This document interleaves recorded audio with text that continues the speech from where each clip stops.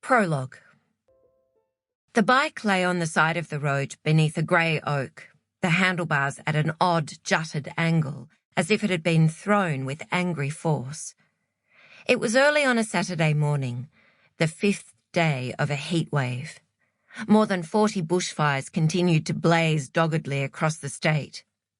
6 regional towns had evacuate now warnings in place, but here in suburban Sydney, the only danger was to asthma sufferers who were advised to stay indoors. The smoke haze that draped the city was a malicious yellow-grey, as thick as a London fog. The empty streets were silent, apart from the subterranean roar of cicadas. People slept after restless hot nights of jangled dreams, while early risers yawned and thumb-scrolled their phone screens. The discarded bike was shiny new, advertised as a vintage ladies' bike. Mint green, 7-speed, with a tan leather saddle and a white wicker basket. The sort of bike you are meant to imagine riding in the cool, crisp air of a European mountain village, wearing a soft beret rather than a safety helmet, a baguette tucked under one arm. 4 green apples lay scattered on the dry grass beneath the tree, as if they had spilled and rolled from the bike's basket. A family of black blowflies sat poised at different points on the bike's silver spokes, so still they looked dead. The car, a Holden Commodore V8, vibrated with the beat of 80s rock as it approached from the intersection, inappropriately fast in this family neighbourhood. The brake lights flashed and the car reversed with a squeal of tyres until it was parked next to the bike. The music stopped. The driver emerged, smoking a cigarette. He was skinny, barefoot and bare-chested, wearing nothing but blue football shorts. He left the driver's door open and tiptoed with balletic, practised grace across the already hot asphalt and onto the grass, where he hunkered down to study the bike. He caressed the bike's punctured front tyre as if it were the limb of a wounded animal. The flies buzzed, suddenly alive and worried. The man looked up and down the empty street, took a narrow-eyed drag of his cigarette, shrugged, and then grabbed the bike with one hand and stood. He walked to his car and laid it in his boot like a purchase, deftly popping off the front wheel with the quick-release lever to make it fit.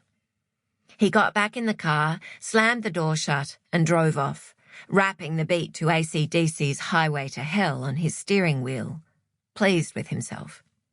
Yesterday had been Valentine's Day, apparently, and he didn't believe in that capitalist shit, but he was going to give the bike to his wife and say, "Happy late Valentine's Day, babe," with an ironic wink, and that would make up for the other day, and odds were he'd get lucky tonight. He didn't get lucky. He got very unlucky. 20 minutes later, he was dead, killed instantly in a head-on collision. A semi-trailer driver from interstate didn't see a stop sign concealed by an overgrown liquid amber. Local residents had been complaining for months about that sign.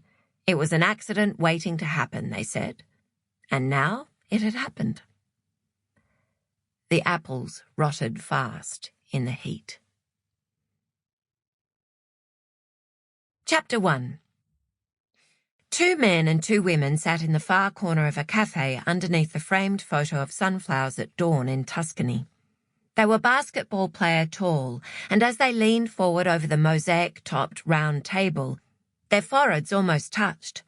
They spoke in low, intense voices, as if their conversation involved international espionage, which was incongruous in this small suburban cafe on a pleasant, summery Saturday morning, with freshly baked banana and pear bread scenting the air and soft rock drifting languidly from the stereo to the accompaniment of the espresso machine's industrious hiss and grind. "I think they're brothers and sisters," said the waitress to her boss. The waitress was an only child and intrigued by siblings. "They look really similar."